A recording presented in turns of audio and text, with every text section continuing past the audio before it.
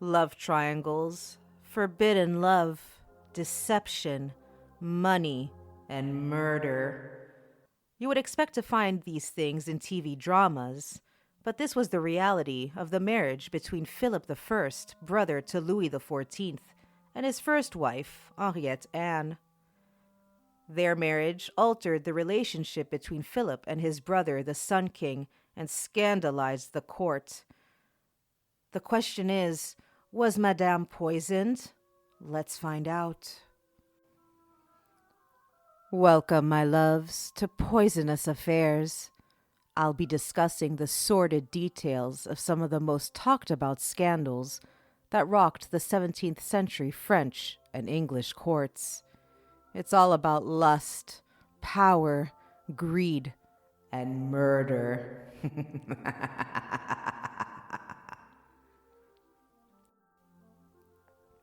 Before I get into the meat of this story, I would like to thank everyone who has listened, watched, shared, and liked the content of these February special episodes. It really means the world to me, and I can't thank you for all your support. I mean, oh my God, I love you. And also, don't forget to follow us across social media. You can find us on Instagram, TikTok, and YouTube, and you'll find the link in the show notes, as well as the links to all the articles I mention in this episode. So without further ado, my friends, let's dive right in. So before jumping into the story, I want to introduce to you the key players. I want to give you a little insight into who they are, and I want you to get familiar with their names. So first up, we have Monsieur, brother of Louis XIV. So born in 1640, Philippe de France, brother of Louis XIV, known as Monsieur, played no part in the political affairs of the kingdom. Known for preferring his male favorites to his wives, and he was more at home in Paris than at Versailles, he won a famous military victory over William of Orange in 1677. He was always the life of the party, and he was a great fan of effeminate clothing and extravagant outfits. He was, as I mentioned, surrounded by his male lovers or male favorites and given to what was euphemistically termed the Italian vice, which was homosexuality. Now, Philippe de France was kept at a safe distance from political matters by the king, who allegedly did not approve of his behavior. Apart from his male lovers, there were rumors at court that Philippe, in fact, had a mistress and had shown an interest in a duchess who was a niece of Cardinal Mazarin.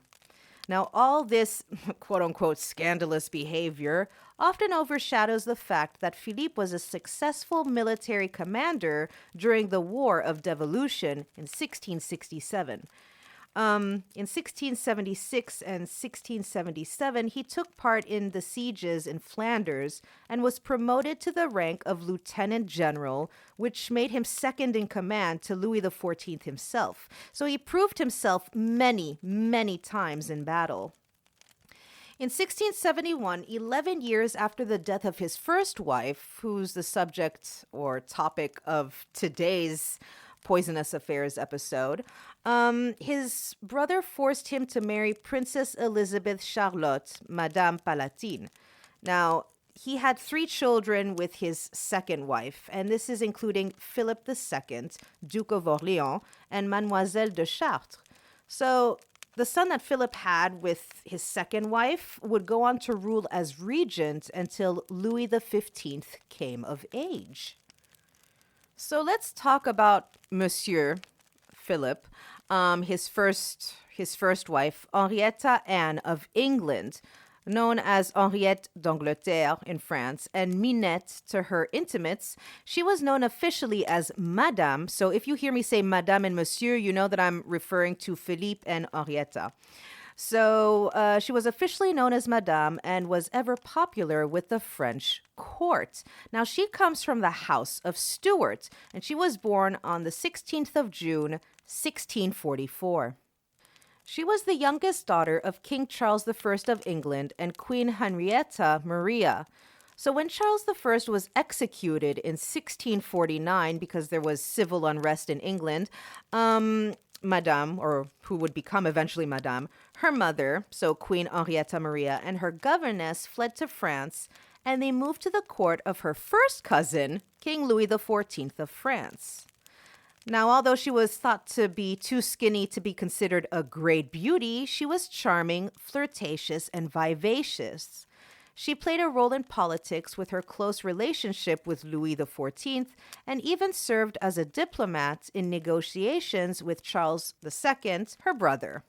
So she eventually married her cousin Philip I, Monsieur, Duke of Orleans. I also would like to add that some say that Madame's mother, so Queen Henrietta Maria, wanted her daughter to marry King Louis. But King Louis's mother said no, that she had other plans for her son to marry. So King Louis, as we mentioned in the first episode, eventually married Maria Theresa of Spain, also known as Maria Theresa of Austria, in 1660, who happened to be his double first cousin. So we're keeping it all in the family already.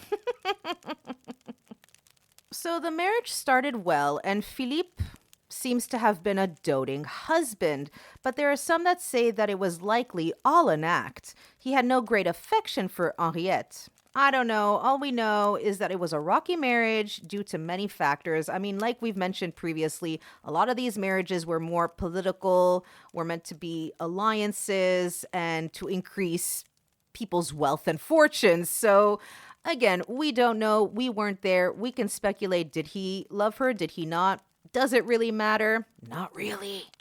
But it certainly makes for some juicy gossip. And we're all into the gossip, friends. We are all into the historical gossip. So a year into the marriage, Madame gave birth to a daughter, later baptized Marie-Louise. Now, court gossip later said that the king was the father of Madame's first child. Now, Madame was very open when it came to her flirting, and it's said to have caused a jealous Philip to retaliate by beginning to flaunt his sexuality openly in a less than accepting era. So Madame's flirting with the king started early in the summer of 1661, while the newlyweds, so Madame and Monsieur, were staying at the Palace of Fontainebleau for the summer.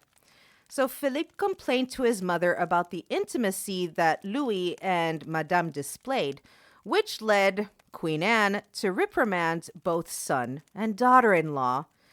Relations were further strained when Madame allegedly, and listen to this, seduced Philippe's old lover, the Comte de Guiche. Oh my. So it's okay for you to go on having your affairs and doing whatever you're doing, but when your wife does it, you go complaining to your mama. Side eye, side eye. So soon after he was chastised by his mother, Louis started an affair with one of Madame's ladies-in-waiting, Louise de la Vallière, who would later become Louis XIV's first official mistress. So she joined Madame's household at the end of 1661. Now, the couple's next child was a son born in July 1664, and he was given the title Duke of Valois. Now, the son died in 1666 of convulsions after being baptized Philippe Charles hours before his death. Now, the loss of the little Duke affected Madame greatly. After that, she gave birth to a stillborn daughter in July 1665. Then she gave birth to another daughter in 1669 who was baptized Anne-Marie in 1670. Now, the couple had 3 children that survived, in addition to the 4 miscarriages and 1 stillbirth that Madame went through. Now, in 1666, I know I'm throwing a whole bunch of dates at you, but this is important. In 1666, her husband's most prominent lover, the Chevalier de Lorraine, came to live with them. Lorraine often vied for power within Philippe's household, which was an unusual arrangement for the time. To tell you the truth, it's an unusual arrangement for any time, but okay. And so the Duke, so Monsieur, even told his wife that he could never love her without Lorraine's permission. I beg your pardon? Oh my God. So, as you can imagine, Madame and Monsieur's marriage was not a very happy one. I don't know about all of you, but I'm clutching my non existent pearls. I can't love you unless I have the permission of my lover to love you. I beg your pardon. Excuse, repeat that to me again. What? Madame has often been praised as a cultured princess, and her correspondence with Molière, Racine, La Fontaine, Bussy-Raboutin, and others is notable. She was also a lover of gardening and created a water garden at the Palais Royal. She also amassed a large and prestigious picture collection that included paintings by Van Dyck and Correggio. She's best known to political historians in France for her part in negotiating the secret Treaty of Dover, an offensive and defensive treaty between England and France that was signed at Dover on the 1st of June, 1670. It required France to assist England in her aim to rejoin the Roman Catholic Church, and England to assist France in her war of conquest against the Dutch Republic. So when she returned to France at the end of June 1670, Madame had to endure Philippe's blatant spite. Number one, because she had apparently the Chevalier exiled, and number two, because of her secret mission to Dover that he was unaware of. Is everybody still with me? I know this is a little bit complicated, but I'm giving you a little bit of a background to show you what kind of marriage Madame and Monsieur had. Now, I want to introduce to you two of Monsieur's most prominent lovers, I guess. One of them was the Comte de Guiche, that apparently Madame had an affair with as well. So this guy had a reputation to be a great lover, a libertine, a brave soldier, a hero on the battlefield, and he even swam the Rhine with a whole army following him. Now, I've seen portraits of the Comte de Guiche, and I'm going to tell you, he was a very handsome man. Very handsome. I'm not into men, but this guy, he was handsome. So Armand grew up to be a rather handsome man, as was for a long time regarded as the most handsome fellow of the whole court. It's not surprising that he attracted both females and males as lovers. It made him rather vain, and he soon was not just the handsomest man at court, but also the most conceited one. I think that's the worst thing, actually. He was not the only one of his siblings to be praised for how gorgeous he was. His sister, Catherine Charlotte, was a celebrated beauty of the court. His sister married the heir to the Principality of Monaco in 1660, who eventually inherited the title of Prince of Monaco 2 years later. Now get this, the princess found her way into the bed of Louis XIV. Let me ask you this, who didn't find their way into his bed? Because this guy was bedding everyone left and right. I'm telling you, like, I'm surprised. I want to know the names of people who weren't in bed with him. Now, the Comte de Guiche was exiled 3 or 4 times. And once in 1660, he even landed in the Bastille. Now we get to Philippe of Lorraine, or the Chevalier de Lorraine. He's the one who Philippe moved in. They moved in together with Philippe's wife. I mean, the fuckery, I'm telling you. Anyway, he was a French nobleman and a member of the House of Guise. Now, Philippe was the titular abbot of 4 abbeys. At the end of his life, by 1701, de Lorraine had lost much of his furniture in his apartment at the Palais Royal and in his country residence. He lost his 4 abbeys and all of the money he had obtained, more or less with permission, from the coffers of the state by gambling and exploitation of his lovers. Now, Saint-Simon, he was kind of like a court historian, also said that Lorraine married in secret his cousin, Béatrice Hieronyme de Lorraine. She was an abbess of Rémy-Remont. So this guy, Philippe de Lorraine, he was exiled twice. And Lorraine died in 1702 at the age of 59 from a fit of apoplexy. I don't know why this is important, but apparently he died the day after he slept with a woman. I'm not too sure why that's so important to know. But if you're asking what is apoplexy, it's a rupture of an internal organ and the accompanying symptoms. So the term formerly referred to what is now called a stroke. So nowadays, healthcare professionals don't use apoplexy as the term, but instead specify the anatomic location of the bleeding, such as cerebral, ovarian, or pituitary. So that is what apoplexy is, and now we call it a stroke. Now, I know I just bombarded you with a whole bunch of names, dates, but I wanted to kind of set the stage and introduce to you the main players and for you to familiarize yourself with all these names. But now we're getting into the juicy bit of the mysterious death of Madame, Duchesse d'Orléans. So the Duchesse d'Orléans, the sister-in-law of Louis XIV, took a drink of her usual chicory water and immediately clutched her side, crying out in pain. Pale and in obvious distress, she was put to bed, but her pains were so severe that she believed she must have been poisoned and asked for an antidote.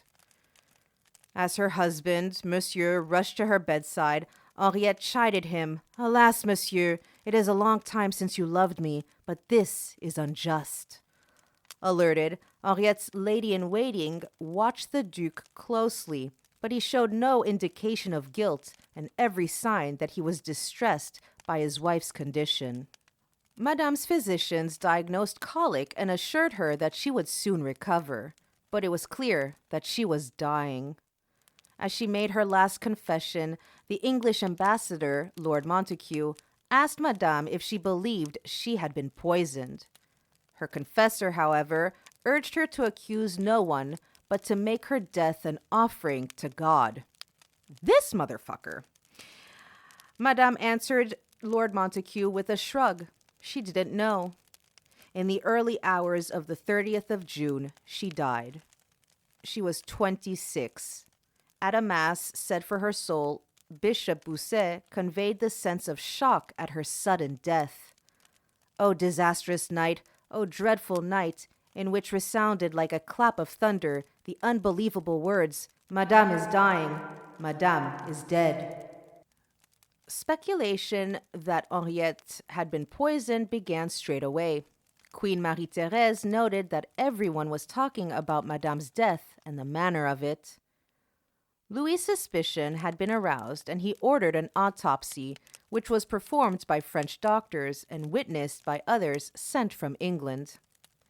Madame's liver and intestines were found to be badly corrupted, while her duodenum, gallbladder, and the lower portion of her abdomen were filled with an evil-smelling bile.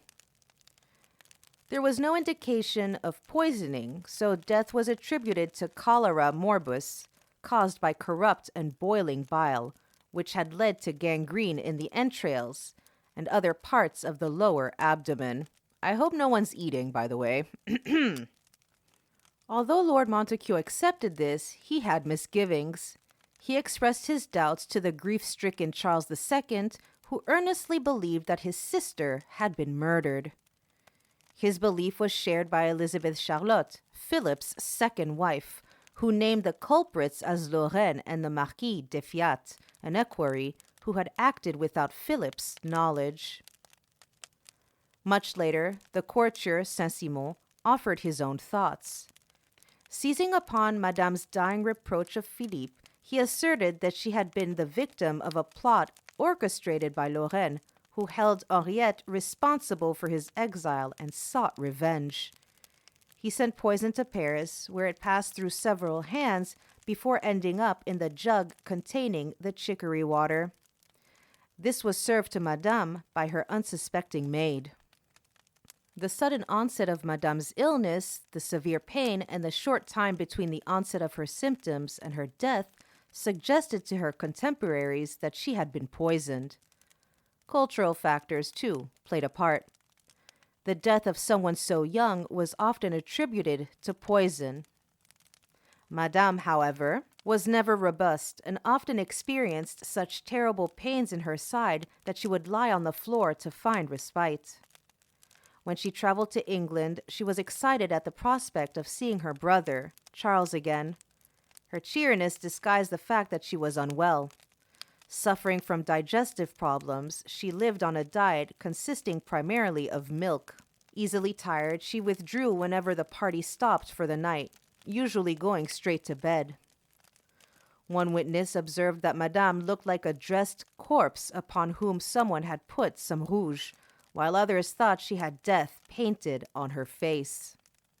Today, speculation has attributed Madame's death to intestinal blockage, ectopic pregnancy, or tuberculosis affecting the peritoneum. Another suggestion is that she had porphyria, although she displayed none of its symptoms. Another possibility is that she suffered from anorexia nervosa, which is often characterized by increasing frailty and hyperactivity.